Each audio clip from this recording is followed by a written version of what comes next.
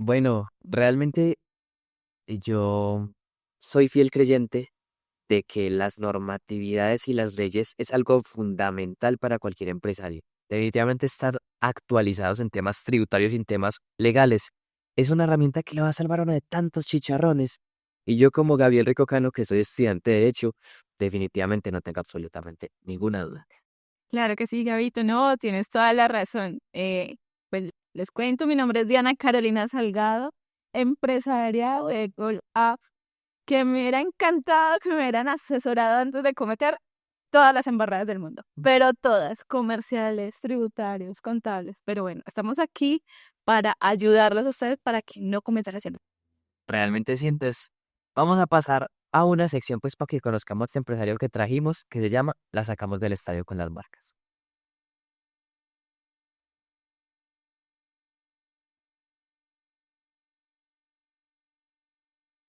Bueno, como lo hablamos ahorita, sin lugar a duda el mundo jurídico es un mundo realmente importante para las empresas. Y cómo no, nosotros sabemos que lo necesitaban todos ustedes, entonces pues damos la bienvenida a Darío, es un experto en temas jurídicos desde el mundo laboral y empresarial. Y también tiene un montón de sorpresas, las cuales hoy vamos a descubrir. Darío, ¿cómo estás? Cuéntanos, ¿cómo vas? Muy buenos días, todavía es día, ¿cierto? Bueno, ¿cómo están? Muchas gracias por la invitación. Muy bien, contento siempre de aprovechar estos espacios cada vez que tenemos la oportunidad de compartir con algún tipo de público nuestras experiencias o en qué hemos trabajado, cómo hemos ayudado a los empresarios. Siempre es un auténtico placer y aquí dispuesto a pasar un rato muy chévere con ustedes y poder darles a conocer muchas cosas. No, realmente el gusto es de nosotros. A mí me gusta mucho porque realmente hay mucha falta de conocimiento en temas jurídicos y sobre todo en la actualidad con tantas actualizaciones en leyes, en sentencias, bueno, en muchas cosas en materia, digamos, empresarial. Entonces me gustaría empezar por algo. ¿Qué es lo que sí o sí debe tener en cuenta un empresario a la hora ya de tener legalizada su empresa y empezar a abordar todos estos temas jurídicos? Bueno. Pregunta bien importante. De hecho, yo creería que no solo, no después de tener formalizada su empresa, ¿cierto? Muchos empresarios creen que lo han hecho todo, que su empresa ya está funcionando, digamos, bajo toda la normativa vigente y después se llevan una cantidad de sorpresas que se traducen en dinero, que se traducen en tiempo perdido, muy lamentable. Eh, ¿Qué te puedo decir yo? Bueno, varias cosas. Pues primero, si eres un empresario que eres tú, que eres es una empresa unipersonal, es decir, tú eres el único accionista, eres el único socio, pues tener claros, pues básicos los temas de, bueno, registré bien mi empresa, el hecho de que haya registrado, por ejemplo, yo mi empresa en Cámara de Comercio no protege mi marca, entonces, bueno, ¿qué puedo hacer para que la explotación de los derechos morales y patrimoniales de mi marca estén seguros? Entonces, algo que deben de tener en cuenta es, bueno, voy a registrar mi marca, voy a registrar mi logo, voy a registrar los colores del logo. Hay una cantidad de cosas a considerar ahí, ¿cierto? Que tienen tanto de largo como de ancho. Otro tema bien importante que tengan en cuenta, muchas veces los empresarios no tienen un sistema, por decirlo así, un sistema legal para prever la recuperación de cartera. Muchos empresarios venden a crédito, tienen temas con sus proveedores a crédito, entonces, bueno, dicen, si un cliente me queda debiendo, entonces, ¿qué hago? Firmamos un contrato que digamos preste mérito ejecutivo, tenemos una factura, algo, todos esos temas. También muy importante, así pasando como por lo más básico, eh, si ya tienes socios, entonces el tema de, bueno, cómo funciona nuestra sociedad, que sea una sociedad legalmente constituida, que hayamos tenido en cuenta todos los parámetros que queremos que aborden, porque lo que suele hacer desafortunadamente el empresario es descargarse unos estatutos de googlea estatutos y ni siquiera se da cuenta y son muchas veces estatutos basados en normativa de otro país, una cantidad de cosas que cuando tienen problemas, porque mientras hay dinero y estamos bien, todos somos amigos, las cosas son claras, pero a veces inevitablemente llegan los vientos fuertes y hay desacuerdos, hay cosas por revisar, entonces siempre es bueno también tener esas reglas de juego entre los socios como claras. Y ya pues una cantidad de temas que solo te los menciono, temas de protección de datos personales, temas de estatuto del consumidor, o sea, tienes que también ser cuidadoso en cómo ofertas tu servicio al público en general o tu producto al público en general, porque muchas veces, incluso sin intención, estás cayendo en temas de publicidad engañosa y cosas así que finalmente se te pueden traducir en un problema bien complejo de abordar. No, y estás diciendo algo sumamente claro para iniciar. Estabas hablando que una cosa es la marca y otra cosa es como tal legalizar en Cámara de Comercio. Yo sí quisiera que por favor nos digas cuál es la diferencia entre Cámara de Comercio y la Superintendencia de Industria y Comercio. Bueno, eh, son dos entidades, desde luego, pues bien diferentes. Digamos que la Superintendencia de Industria y Comercio eh, es una sola, mientras que cámaras de comercio hay muchas, desde luego, tienen pues como las entidades que las regulan, todo eso, pero cumplen dos funciones básicas diferentes. La función básica de la Cámara de Comercio, entre muchas otras, y cámaras de comercio que prestan unos servicios excelentes, es acompañar al empresario, ser una guía y un apoyo para el empresario, pero le permiten revestir su actividad económica de cierta forma, de cierta no, de formalidad, ¿cierto? Si yo estoy registrado en Cámara de Comercio, em, genero confianza en el público en general, en mis clientes, en mis proveedores, en todo el mundo, ¿cierto? Es como una relación que genera confianza, donde, claro, hay una formalidad, un registro, todo eso. Ahora, el hecho de que yo me haya registrado en cámara, o bueno, lo que hacen las cámaras de comercio al momento de registrar una empresa es mirar que sobre todo no haya un tema como de homonimia, por decirlo así, o sea, de que mi negocio no esté registrado o no haya otro negocio registrado con el mismo nombre que yo voy a registrar el mío.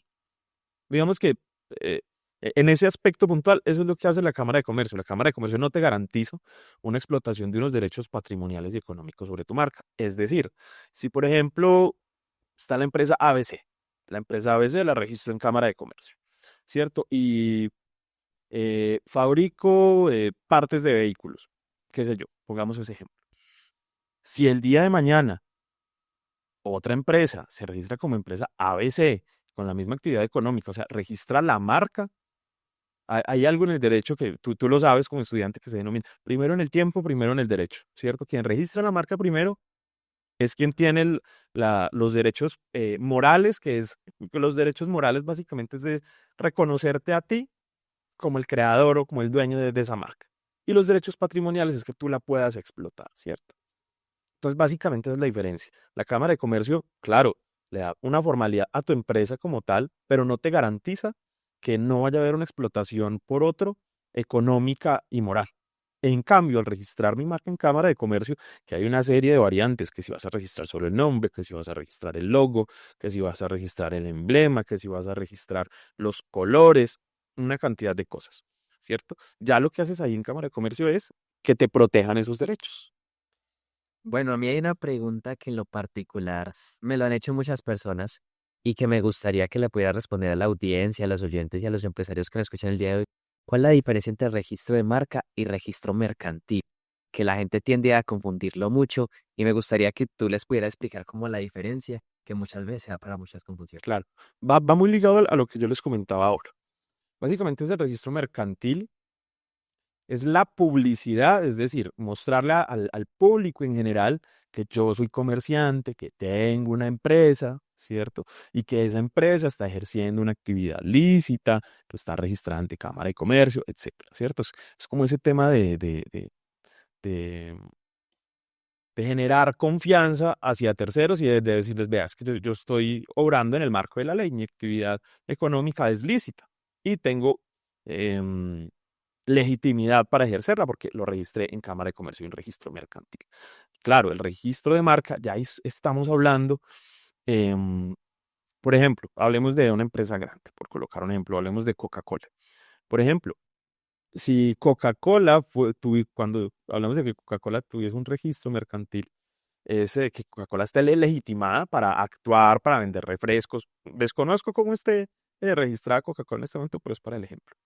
Está legitimada para ejercer esa actividad. Ahora bien, la forma de la letra como está escrito Coca-Cola, los colores, sus, no sé, sus logos, sus emblemas, sus cosas, eh, cuando hay un registro de marca, eso es lo que estamos protegiendo. Ya no estamos hablando de la legitimidad para ejercer la actividad comercial, sino para yo explotar mi marca, ¿cierto? Para ser dueño de la palabra Coca-Cola escrita en ese tipo de letra y con esos colores, ¿cierto? Para que nadie más venga a formar la marca de Coca-Cola, no sé. Claro. Ahí pues algo muy similar.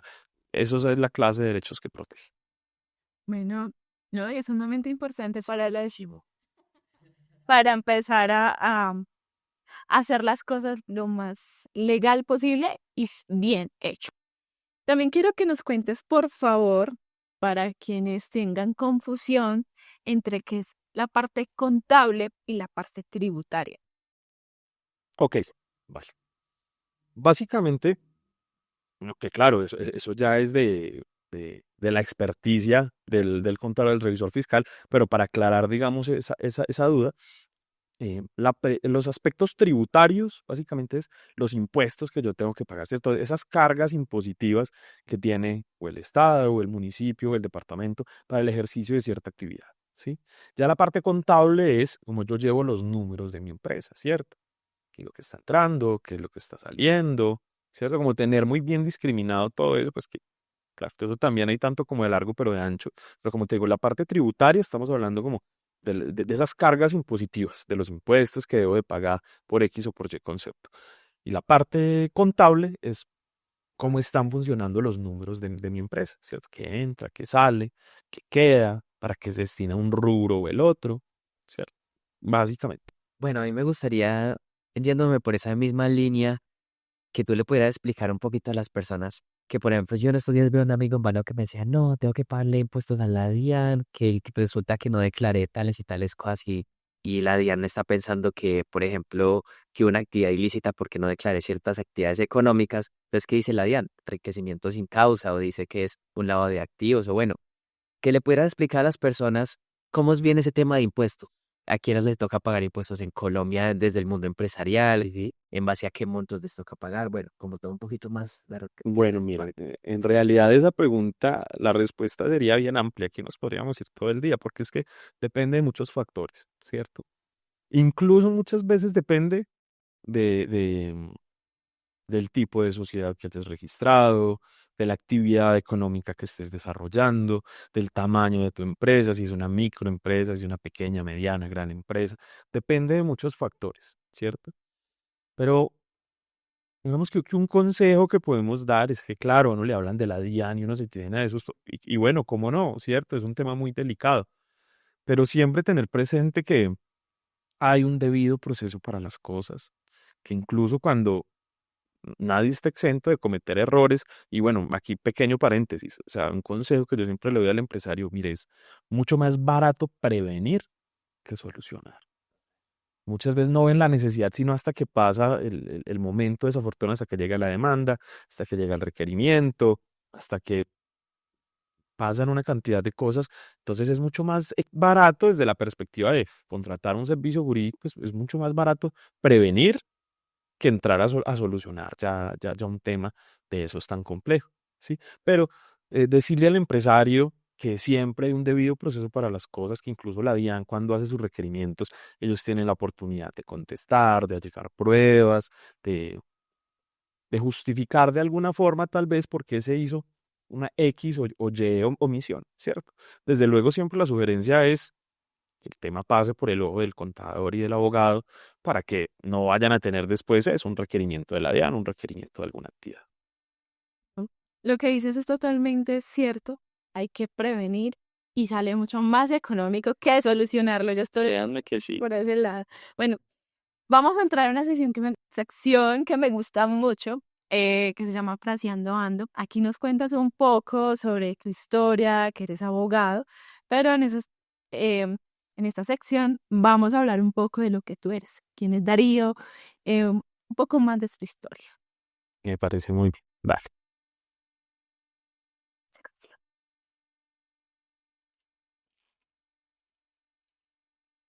Bueno, Darío, llegamos a esta bonita oportunidad. Ya hay que conectar con el ser antes de tener, ¿cierto? ¿Quién es Darío? ¿Qué hacías cuando eras pequeño? ¿Y cómo comenzó el mundo del interés por medio del derecho?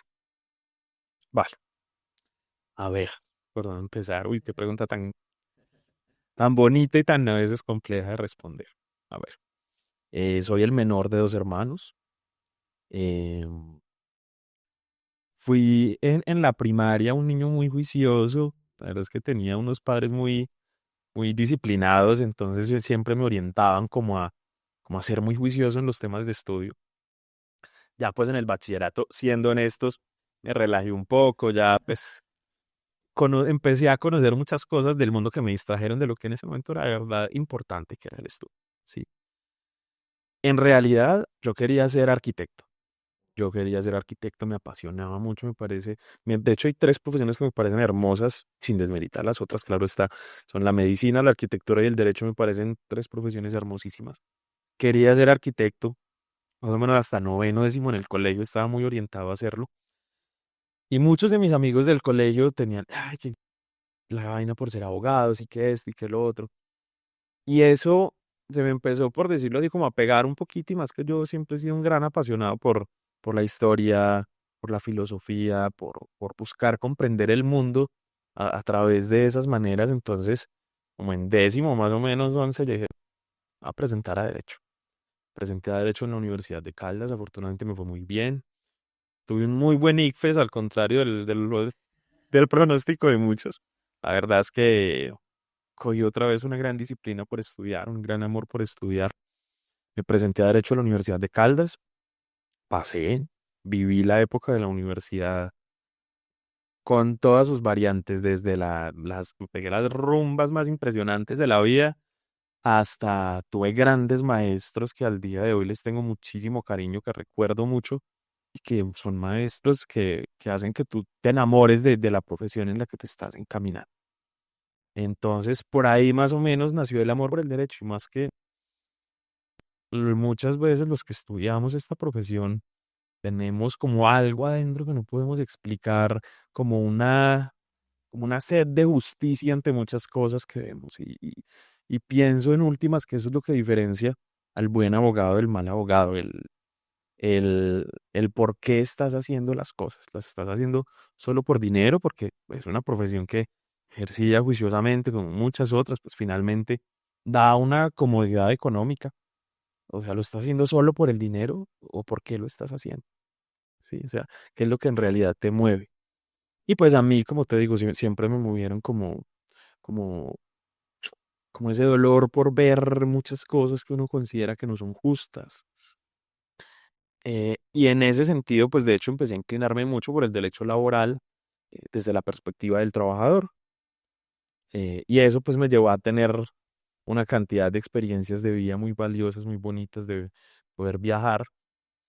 Pero finalmente me dio la oportunidad de decir, bueno, requiero comprender, digámoslo así, este lado de la barda, que es el mundo del trabajador, el mundo sindical, pero en realidad, acompañándolo de muchas cosas que me movían, dije, en realidad a mí lo que me apasiona es la empresa, ¿cierto?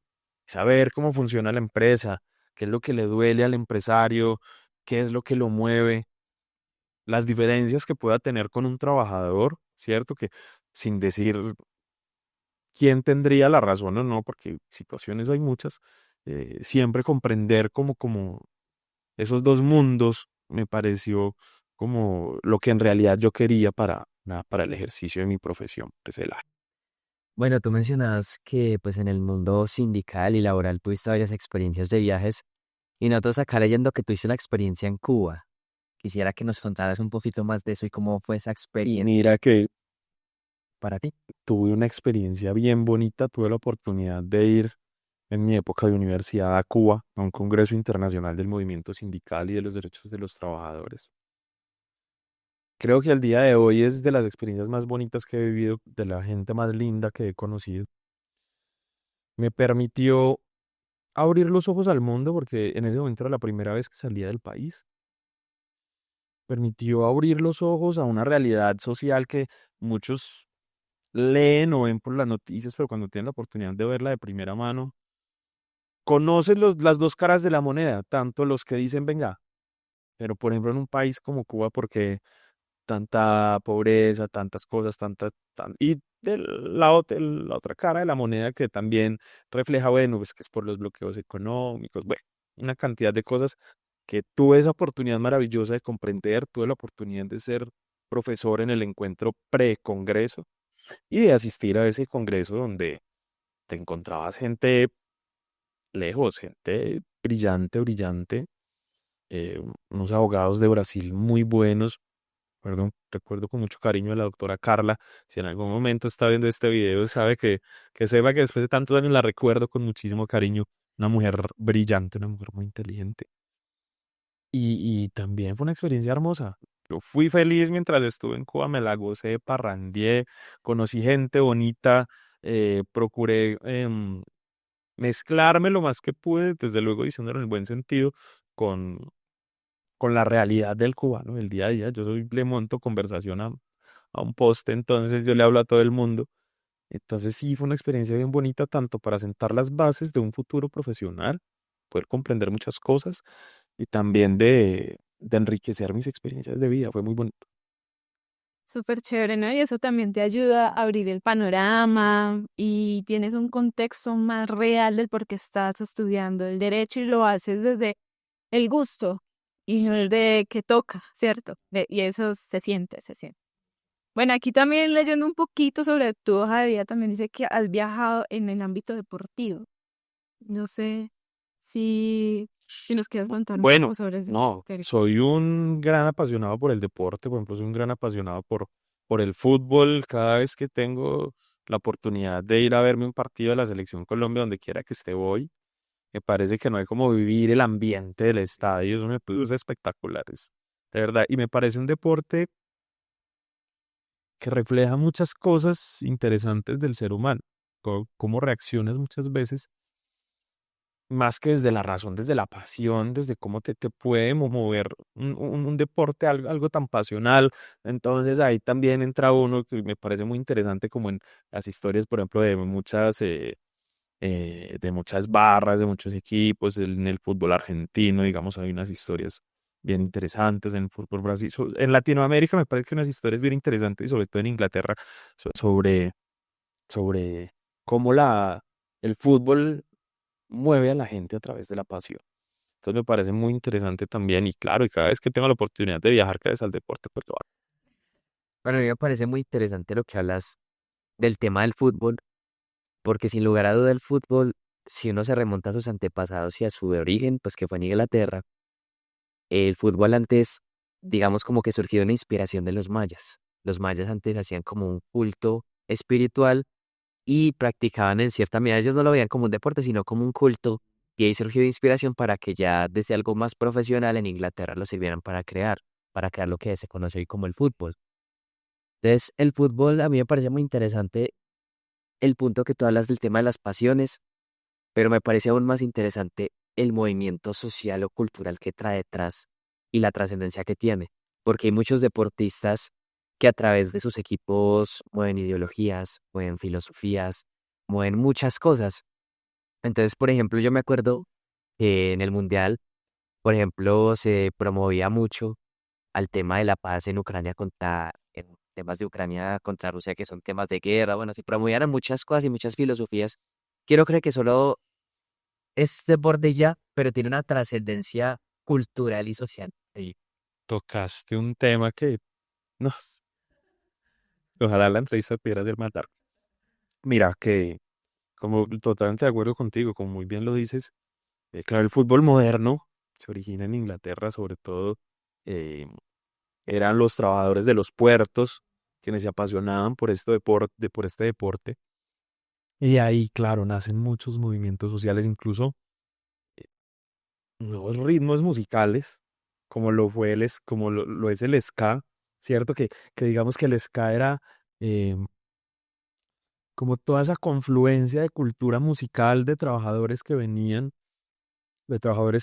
desde Centroamérica, de trabajadores que venían desde países como Haití, que venían. Entonces, claro, todos estos trabajadores que llegaban a trabajar a los puertos en Inglaterra traían su influencia musical que para el momento en Inglaterra lo que estaba muy arraigado era el jazz que venía de Estados Unidos, entonces por eso las trompetas en el ska y los instrumentos de percusión que venían, por ejemplo, de, del reggae, de todos estos movimientos afines para que finalmente se forme el ska. Y como te digo, claro, era la música que escuchaban los obreros que practicaban fútbol, que empezaron a darle forma al fútbol moderno en ese momento, claro, eso me parece súper apasionante y como tú bien dices, trae, trae mucho detrás, trae muchas historias de esos movimientos que son bien bonitas y también, como tú dices, eh, es muy bonito ver que un deportista puede ser tan influente, tan influyente, perdón, para bien. No, no recuerdo el año ni un contexto muy preciso, pero sí recuerdo que habían unas personas que estaban secuestradas, estaban en poder de un grupo terrorista y sale Totti, Francesco Totti, que claro, En italiano. el italiano jugando para la Roma. Y cuando él hace como públicamente, creo que fue incluso en un estadio, una reverencia a estas personas que estaban secuestradas, los secuestradores al ver eso y al ser tan apasionados por el fútbol y al ser tan seguidores de un jugador como Totti, finalmente a través de esto se logró que se lograra esa liberación. Entonces, es muy chévere como el fútbol también mueve el mundo y puede influir tanto en las personas también de formas positivas, claro. Sí, sin duda alguna, es que nosotros somos consecuencia de historias, de vivencias, y todo tiene una razón y un porqué, entonces todo se va conectando. Te voy a hacer la última pregunta. Aquí veo que tú tienes un hijito, estás recién estrenado como papá, y como es Praseando Ando, ¿tú qué frase le darías a tu hijo para que estuviera siempre marcado? Dios, Muy buena pregunta. qué pregunta, qué súper pregunta. Pues sí, primero decir que sí, soy total enamorado de mi bebé. Es un bebé hermoso va a cumplir ahorita 7 meses, el 27. Las cosas estás mirando, diga. No, no, no, no. Cumple 100 necesitos ahorita el 27. Es un gordo hermoso, es mi vida. Ha resignificado muchas cosas de mi vida, me ha convertido en un hombre totalmente diferente. Mm, pero si fuese una sola frase sería difícil. Permítame dos. Por lo dos. Negociemos que sean dos. Una, que más bien como un consejo, más que una frase. Dile que nunca renuncie al amor. Pienso que el amor es el sentimiento más puro y más bonito. Pienso que el amor te puede llevar a dar, como se dice por ahí, saltos cuánticos, ¿cierto? Y desde luego ver el amor no como el amor romántico, sino como lo que de verdad tu corazón quiere, ¿cierto? Lo que de verdad tu corazón quiere, que eso trae un montón de cosas alrededor, el respeto por el otro, conocer los propios límites, eh, un montón de cosas. Primero, que nunca renuncie al amor. Y segundo, que nunca renuncie a sus sueños, que confíe en él. Todo lo que necesita está dentro de él, absolutamente todo, todo. Y que por cualquier sueño, por más loco que parezca, no se va, como se dice por ahí coloquialmente, no se baje ese bus. Que luche por lo que quiere, que persista, que este mundo lo que necesita es más gente loca. Estoy 100% seguro que cuando desde un deportista o un científico, el que sea, en su momento, un niño, por ejemplo, de unos escasos recursos o con una condición social compleja que soñara con ser futbolista, pues le van a tachar de loco. Y de eso, afortunadamente, estamos plagados de esos casos que nos muestran que, que cuando se tiene amor por algo, pues se puede alcanzar. O por ejemplo, cuando el primer científico dijo, voy a estudiar la vacuna contra tal cosa, pues mira, entonces pienso que el amor es un sentimiento muy bonito al que no se debe renunciar, que se debe perseguir los sueños siempre. Ah, no, lo que es inspiración acá.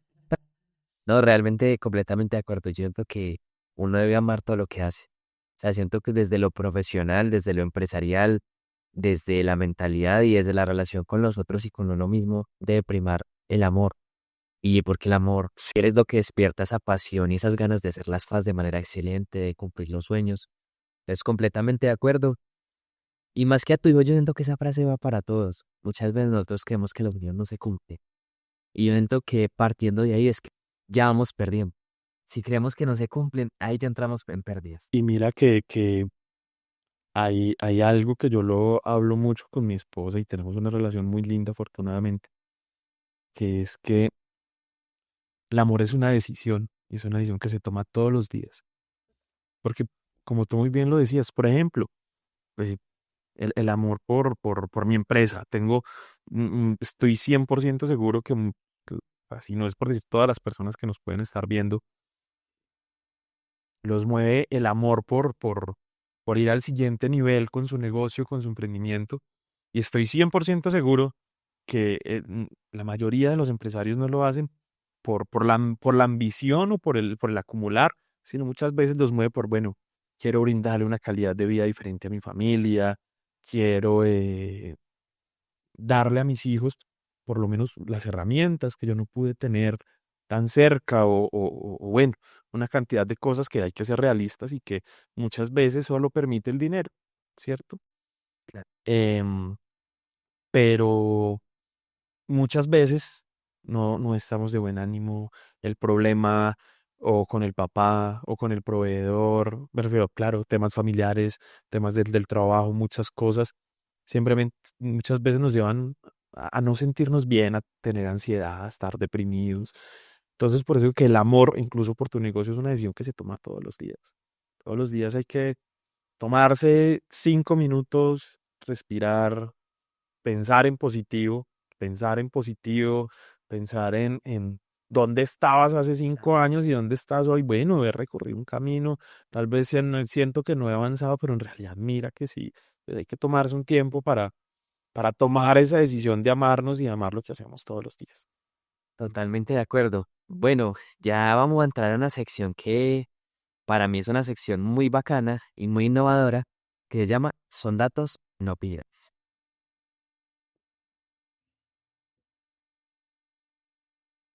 Mm. Bueno, para los que se preguntarán, uy, bueno, este man que se inventó por allá. Son datos, no opiniones, es una sección en la cual nosotros hablamos con los empresarios y abordamos todas esas noticias y esos temas de actualidad en la industria en la cual, digamos, se desenvuelve el empresario. Entonces yo quiero empezar por una pregunta que todas las personas que estudiamos derecho nos hemos hecho en algún momento y te la quiero hacer a ti como profesional en el área. ¿Tú crees que el derecho va a desaparecer con la inteligencia artificial o va a evolucionar? Ambas. Yo creo que va a evolucionar hasta el punto que el ser humano ya no va a ser necesario, pero pienso que eso es a muy largo plazo. Pienso que desde luego la inteligencia artificial avanza a unos ritmos insospechados muchas veces, pero pienso que el factor humano en el derecho sigue siendo muy necesario, sigue siendo no solamente un tema de filtrar información, sino como nos dicen muchas veces en las aulas, ¿cierto? Esto no se trata de leer la norma o sabérsela, no es saberla interpretar. Porque muchas veces, sin decir que la norma sea ambigua, muchas veces la norma, siendo exactamente la misma, puede tener aplicación diferente para un caso o para el otro, ¿cierto? Y más en un sistema normativo como el colombiano, que es tan robusto, que es pero tan robusto. Pienso sí que, claro, como no, va a evolucionarlo, como a veces sucede tan gradual, no nos damos cuenta, pero por ejemplo, mira, posterior a la pandemia, bueno, durante la pandemia, pues se estableció de forma transitoria, por ejemplo, el hecho de la virtualidad para el tema de las audiencias, ¿cierto? Y de muchas cosas, de trámites, etcétera. Y cuando pasó la pandemia, pues, ¿qué dijo el gobierno nacional? Por lo menos en Colombia, dijo, pues esto que habíamos decretado en la pandemia, pues que se quede. Entonces, ahora la virtualidad en las audiencias y todo ese tema, pues bueno, claro, no es inteligencia artificial, pero me refiero a que la tecnología y los avances de la mente humana aplicados a la tecnología van permeando todos los aspectos de la sociedad. Indudablemente, pienso yo, va a evolucionar el derecho hasta un punto que el ser humano va a ser prescindible. Bueno, yo te hago la última pregunta. Viene toda la inteligencia artificial, ¿cierto? Entonces, y es como un amigo, el mejor amigo, si uno tiene dudas, se lo comenta. ¿Tú crees que vaya a haber más adelante alguna ley sobre la restricción de la IA respecto al mundo del derecho como tal? Pensaría yo que tiene que haberla. O sea, lo que nos dictan también las dinámicas del derecho y digamos por lo que se están preocupando los colegios de abogados, incluso muchas veces el mismo Estado, bueno, esto es un tema actual, es un tema que ya está aquí con nosotros, tenemos que abordar. Bueno, que muchas veces, Gabriel lo sabe muy bien, o sea, el tema muchas veces, pues, el trámite legislativo para que sea aprobada una ley es paquidérmico, es muy complicado o lleva tras de sí muchos intereses que en realidad no responden al espíritu de la norma, pero pienso yo que tiene que haberlo.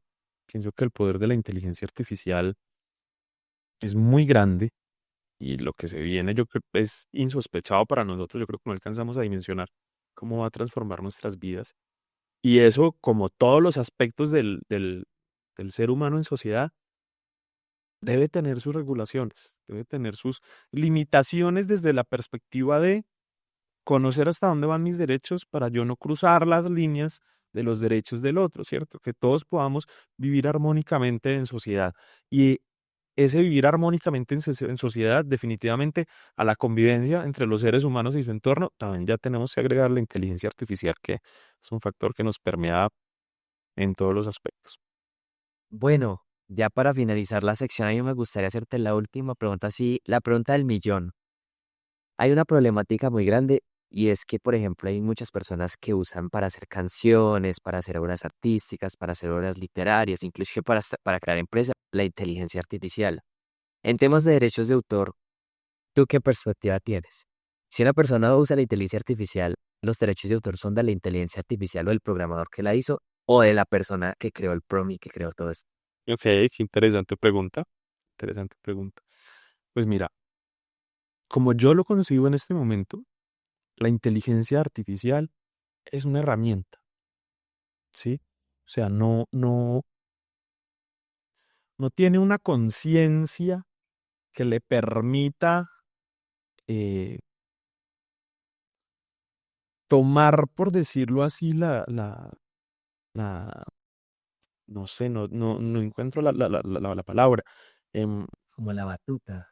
eh, sí, o que tenga la conciencia de que está creando algo nuevo que posiblemente va a transformar y que es sujeto de derechos, etcétera, ¿cierto? Digamos, como te digo, lo veo como una herramienta. Entonces, desde mi perspectiva, los derechos no serían de la inteligencia artificial, sino de quien usa la herramienta inteligencia artificial para crearlo. Puede que eso en el futuro cambie y casi que con total seguridad yo te diría que eso podría cambiar porque lo que les decía ahorita, o sea, pienso que la inteligencia artificial va a avanzar a unos ritmos insospechados. Pero si me lo preguntas hoy, te diría, para mí la inteligencia artificial es una herramienta y en ese caso los derechos, eso le correspondería a quien usa la herramienta para crear. Muchas gracias por todos los comentarios. Aquí conectamos mucho, mire, desde la línea de la empresa y desde lo que eres, Darío. Pues para decirles a todos los que nos están oyendo que no tengan miedo a ser ustedes y que luchen por esos sueños. Sí, como decía Gabito, yo también lo vi como un mensaje global.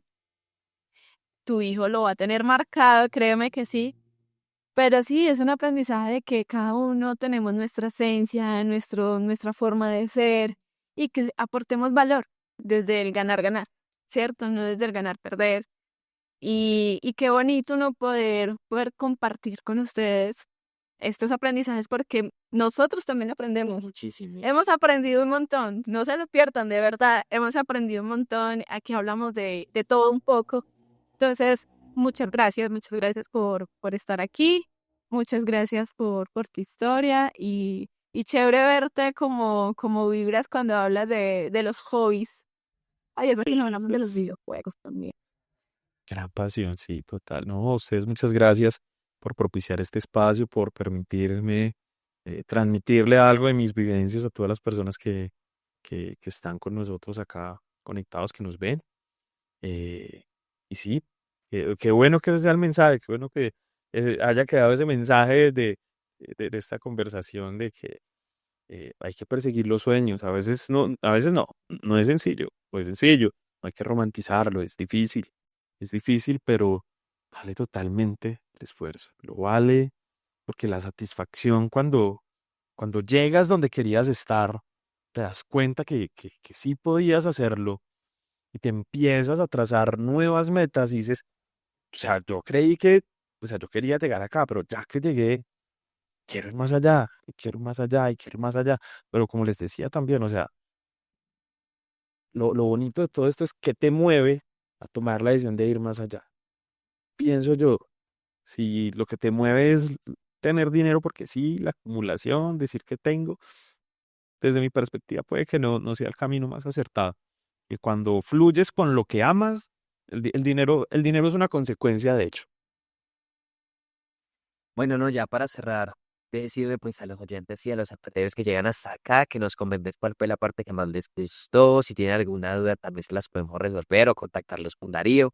Sí, me gustaría pues dar paso un poquito como a los patrocinios y les que hacen realidad pues todo lo que estamos haciendo en toda esta temporada y como marca. Entonces me gustaría como para empezar que tú pudieras contarle a los oyentes cómo te pueden encontrar en redes sociales, Claro que bueno, un poquito de todo Claro lo que... que sí, nos pueden encontrar como Henao López Abogados, tanto en Instagram como en Facebook. Nos pueden contactar a través del correo electrónico henaolopezabogados@gmail.com y a través del número de teléfono y WhatsApp 314-583-0460. Nuestros servicios están enfocados desde luego para satisfacer todas las necesidades de un empresario, desde la perspectiva laboral, desde la perspectiva comercial, desde la perspectiva societaria, del derecho de marca, todo. Entonces a través de nuestras redes nos pueden encontrar y estaremos gustosos de poder estar a su servicio. Súper, excelente, ¿no? Realmente, como yo siempre he dicho, la parte tributaria y la parte legal es fundamental en una empresa. Siento que es dos de las columnas vertebrales junto con la tecnología hoy en día, pues indudablemente es supremamente importante. Entonces, pues para que vayan y los contacte, mejor dicho, pongan esa empresa con un volador sin palo. Y nada, promocionar también pues a otras marcas que también hacen posible esto, que es Glow Ads. Es una agencia de marketing digital con la cual tenemos una gran alianza. Si necesitan temas de administración de redes sociales, diseño de marca, publicidad, contáctenos al 315-609-0975 o en el Instagram Glow Ads. Si van pues por parte de Tecnoemprender van a tener un descuento, entonces no se lo pierdan. También pues a agradecer Ay, sin duda la mente maestra pues de todo lo que estamos haciendo a nivel tecnológico y a nivel de producción audiovisual. Es un laboratorio audiovisual llamado DigArt. Lo pueden encontrar también en redes sociales, en Instagram, Facebook, como DigArt. Y nada, por último, pero no menos importante, Dianita, cuéntanos bien cómo pueden encontrar tu empresa y las nuevas actualidades. Bien. Bueno, sí, bueno, somos una marca que queremos aportar salud y bienestar, bienestar en todos los aspectos, bienestar emocional, financiero, pero en este caso en cuanto a la parte alimentaria. Somos una fábrica que produce barras de proteína, aportando ahí al ejercicio y al deporte, que bueno, tiene proteína de suero, soya, avena, mantequilla de maní. La idea es sacar otros productos. Los pueden encontrar como GumFab 22. Y bueno, también aquí a pues, citar esta gran bebida que aquí nuestro querido invitado le encantó. Sí, o sea, estaba esperando a ver si, o sea, si me pueden servir mal, tan rico. Claro que sí, se llama mucho Cher. Es una bebida artesanal a base de biche que lo consumen todas las comunidades Descender. pero también. Es para que vayan y lo sigan en redes sociales. Es un cóctel, la verdad, muy bueno. Tienen también distintos cócteles, distintas bebidas. Entonces, pues, para que vayan y lo sigan. Un gran patrocinador que le da un plus muy chévere pues a todo lo que estamos haciendo. Y nada, Darío, me gustaría que para cerrar le dieras uno o dos tips, digamos, a los oyentes y a los empresarios que nos escuchan, para que siempre, digamos, como que estén en la actualidad de todas las normativas a nivel empresarial y jurídico, pues que hay en Colombia, lo que estén constantemente actualizados, como los consejitos que le dan a los empresarios. Vale. Pues bueno, el primero es una frase de un gran empresario que a mí siempre se me quedó y que desde luego lo digo en el muy buen sentido. Lo importante no es saber, sino conocer al que sabe. Ustedes no están obligados, desde luego. Claro, habrá muchos de los empresarios que sean abogados y están súper bien, tendrán claras muchas cosas, pero no se carguen con el peso de querer saberlo todo, que yo entiendo, desde luego, es muy importante la cosmovisión de su propio negocio, pero si tienen alguna duda jurídica o si sienten que su empresa eh, no está cumpliendo como debería, no se queden con esa duda, acudan a su abogado, pueden acudir a nosotros, estaremos encantados de poder darles una asesoría integral, un diagnóstico completo de cómo está su empresa. Entonces, lo primero, eso, importante no es saber, sino conocer al que sabe. Ese es el primero. Y el segundo, eh, todo lo que ustedes hacen, esa inversión, no solo en dinero, sino en tiempo, que muchas veces cuesta lágrimas, seguramente sudor también, no pierdan esa inversión y ese tiempo, cuiden su empresa, no crean que cualquier esfuerzo que puedan hacer por ella es demasiado, siempre uno siente que se queda corto con cuidando su empresa, cuidando sus sueños, todo el patrimonio que ha construido. Entonces, protéjanlo de buena manera desde la perspectiva de no se arriesguen a una multa, no se arriesguen a una sanción, no se arriesguen a una demanda que pueda acabar con su empresa. Créanme que de esos casos estamos llenos en el día a día. Entonces, siempre es más barato prevenir que soluciones. Totalmente. Ah, no, pues decirles a todos pues que suscriban, compartan. ¿Dónde nos encuentran, Gaby? Nos pueden encontrar pues como Tecnoemprender en plataformas de streaming como YouTube, Spotify, pues subimos todos los capítulos, también vienen ciertos sorteos y ciertos lives y eventos para que no se lo pierdan. Nos pueden encontrar también en redes sociales como en TikTok, en Instagram y en Facebook, también como Tecnoemprender. Y nada, un placer para nosotros y gracias a todos los oyentes que llegaron hasta acá, a todos los empresarios y emprendedores. Y un gustazo también, Darío, tenerte acá. Muchísimas gracias por todo. Indudablemente gusto muy mucho. Que estén bien. Chao, chao.